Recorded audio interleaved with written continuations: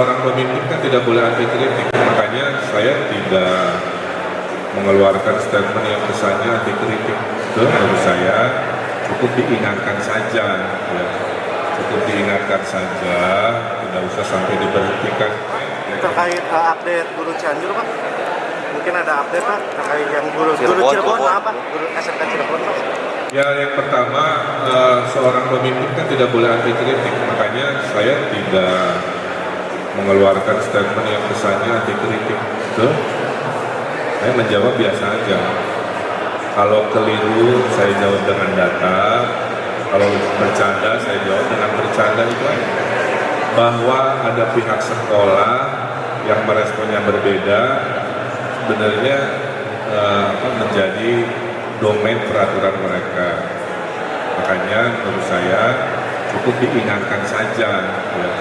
Cukup diingatkan saja, tidak usah sampai diberhentikan, kira-kira begitu. Seolah-olah karena ngeritik saya diberhentikan, terus saya ini dianggap anti kritik. Saya kira kan nggak begitu. Saya tidak anti kritik, saya terbuka, sudah ribuan kritik masuk kan gitu.